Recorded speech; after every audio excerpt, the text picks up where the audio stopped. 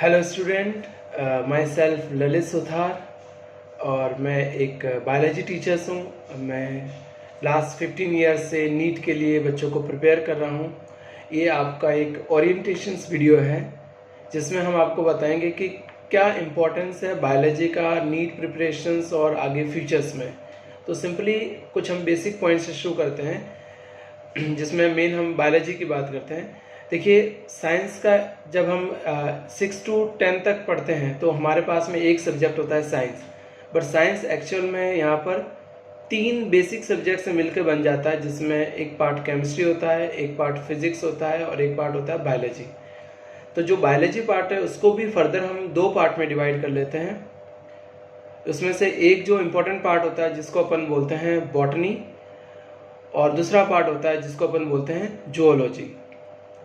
Botany में हम study करते हैं प्लांट्स के बारे में। Study of the plant is known as what? Botany, while study of animal is known as zoology. तो ये बॉटनी और जूलॉजी कंबाइंडली आती है हमारे अंदर बायोलॉजी के अंदर।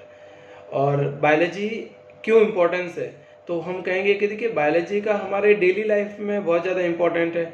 अगर आप घर में नॉर्मली किचन में भी काम कर रहे हैं तो वहाँ पर भी बायोलॉजी है।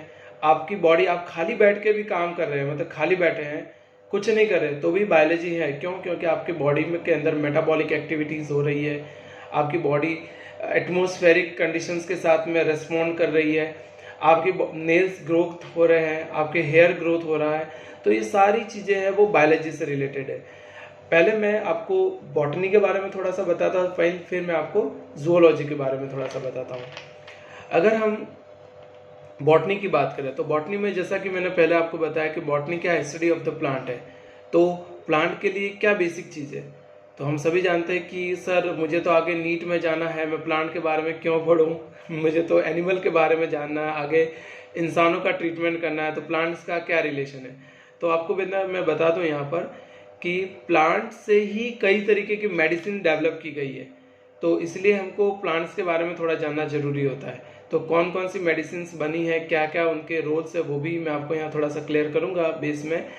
तो पहले हम प्लांट्स को बोलते हैं। नॉर्मली हमारे चारों तरफ बहुत सारे प्लांट हैं, हमको जो भी हरा हरा दिखता है वो सारे प्लांट है, ग्रीन प्लांट्स कहते हैं हम उसको। प्लांट को हम 5 डिवीजन में कैटेगराइज करते हैं: algae, bryophyta, pteridophyta and gymnosperm, angiosperm. Algae जो होते हैं वो एक्वेटिक प्लांट्स होते हैं, पानी के अंदर जनरली रहते हैं, डिफरेंट कलर को शो ऑफ करते हैं, उनके अंदर वेल डिफाइंड सिस्टम नहीं होता है, मतलब जाइलम एंड फ्लोएम एब्सेंट होते हैं। ब्रायोफाइटा फर्स्ट टेरेस्ट्रियल प्लांट होते हैं, मगर वाटर नेसेसरी होता है रिप्रोडक्शन के लिए।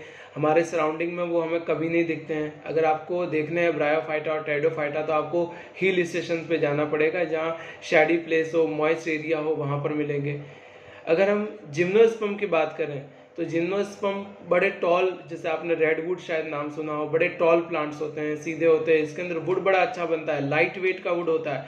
हमारे घरों में जितना सामान लाइट वेट वुड जो यूज़ होता है, लाइट वेट फर्नीचर जो बनता है, वो सारे जिम्नोस्पर्म से बनता है। और एंजियोस्पर्म, आपके सराउंडिंग में आपको जितने भी प्लांट्स दिख रहे हैं वो सारे एंजियोस्पर्म प्लांट हैं।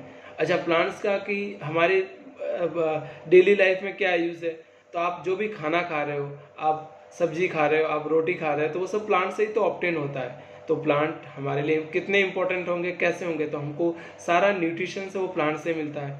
उनकी सेल्स के अंदर न्यूट्रिटिव एक्टिविटीज़ होती है, वहाँ से हमको सारी इन्फॉर्मेशन मिलती है।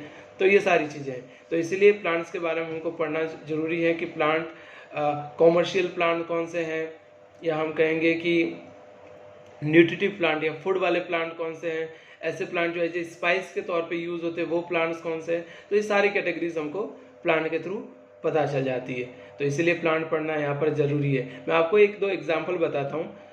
एक प्लांट है जिसका नाम है एजाडिरेक्टा इंडिका। अब आप सोच रहे होंगे ये नाम तो हमने सुना ही नहीं है, तो मैं आपको बता दूँ, कॉमनली हम उसको नीम बोलते हैं, नीम, है ना।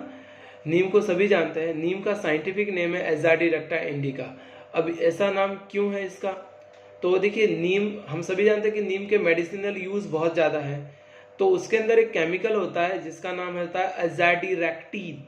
एजाडिरेक्टिन केमिकल से ही ये नाम आया, एजाडिरेक्टा इंडिका। और यही केमिकल हमारे जो मेडिसिनल इफेक्ट्स होता है उसमें बहुत ज़्यादा काम करता है। एक प्लांट है कैथेरेंथस रोजिया, कॉमनली उसको बोलते हैं सदाबहार, है ना। तो कैथेरेंथस रोजिया के अंदर जो केमिकल है उसको बोलते हैं अपन कैथेरेंथीन। अब वही कैथेरेंथीन से इसका नाम बना कैथेरेंथस रोजिया। तो इस तरीके से प्लांट के केमिकल ये कैंसर के ट्रीटमेंट में काम आते हैं। प्लांट के केमिकल यहाँ पर कैथेरेंथीन है, वो कैंसर के ट्रीटमेंट में काम आता है। हमारे घरों में सबसे कॉमनली यूज़ होने वाली चीज़ हल्दी, उसके अंदर भी कई सारे एंटीबायोटिक कैरेक्टर्स हैं। हल्दी कहीं जख्म है, चोट लगी है, उसके ऊपर लगा दो, उसको ठीक करेगी, सेल डिवीजन के प्रोसेस को स्टिमुलेट करती है, हीलिंग का काम करती है। तो ये सारी चीज़ें हैं वो प्लांट से रिलेटेड है। अगर हम सिंपल वर्ड में और इसको कहें तो प्लांट पढ़ना हमारे लिए एक नेसेसरी पार्ट हो गया है। क्यों? क्योंकि कई केमिकल टेस्टिंग प्लांट्स पे होती है। प्लांट्स हमारा फूड है, हमारी सराउंडिंग है, हमें ऑक्सीजन देते हैं, हमारे लिए फूड का काम करते हैं और सो ऑन, बहुत सारी चीज़ें हैं। एक और बेसिक चीज़ प्लांट से रिलेटेड मैं बताऊंगा कि प्लांट अगर ना होते तो हम ना होते, सीधी बात है, क्योंकि फोटोसिंथेसिस करके वो जो ऑक्सीजन बनाते हैं वही हमारे लिए ज़रूरी है। तो ये एक बेसिक इंपॉर्टेंस हो गई प्लांट की। अच्छा चलो, इस बेसिक इंपॉर्टेंस को भी ना समझे तो आगे आपको कॉम्पिटिटिव एग्जाम्स देने ही होंगे, वहाँ पर प्लांट से रिलेटेड क्वेश्चन ज़्यादा ही कुछ पूछे जाते हैं, क्योंकि सभी को एनिमल में इंटरेस्ट है, प्लांट में बहुत कम लोगों को इंटरेस्ट है। और हम बेसिकली उसी पार्ट को, जो आपका वीक पार्ट है, उसके ऊपर ज़्यादा वर्क करते हैं और उसी चीज़ को अच्छे से सेलुलर लेवल पर क्लियर करते हैं।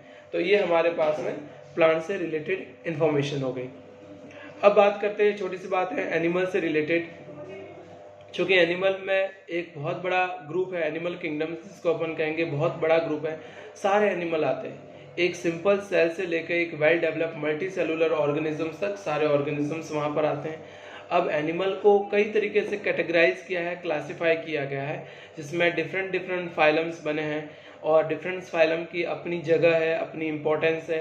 अच्छा, हमारे लिए क्या बेनिफिशियल है? बिल्कुल, कुछ एनिमल्स भी हमारे लिए बेनिफिशियल भी है, कुछ नॉन बेनिफिशियल भी है, कुछ हमारे लाइफ के पार्ट है। कई बैक्टीरिया ऐसे हैं जो हमारे डेली लाइफ में यूज़ होते हैं। इवन आपके इंटेस्टाइन में एक बैक्टीरिया रहता है जिसका नाम है ई कोलाई, तो वो आपकी बॉडी का एक पार्ट है, वो भी एक सेल की तरह यूज़ होता है। अगर हम पार्ट की बात करें तो कुछ लार्ज एनिमल जो आपके पेट्स भी हो सकते हैं, कुछ एनिमल जो हमारे अपोजिट हैं, जो हमें डिजीज़ कॉज भी करते हैं, जो बैक्टीरिया भी हो सकते हैं, या कहेंगे कि पैरासाइट्स लाइक वॉर्म्स हो सकते हैं, इंसेक्ट्स हो सकते हैं, ये सारी चीज़ें हैं। तो इनके बारे में हम जो स्टडी करते हैं वो सारी जूलॉजी के अंदर आती है, एनिमल्स के अंदर आती है। तो ये भी एक साइंस की एक बड़ी ब्रांच हो गई। अब इन दोनों ब्रांच को साइंस में पढ़ा के इनके बारे में प्रॉपर इंफॉर्मेशन दे के हमारे डाउट को सॉल्व करते हैं।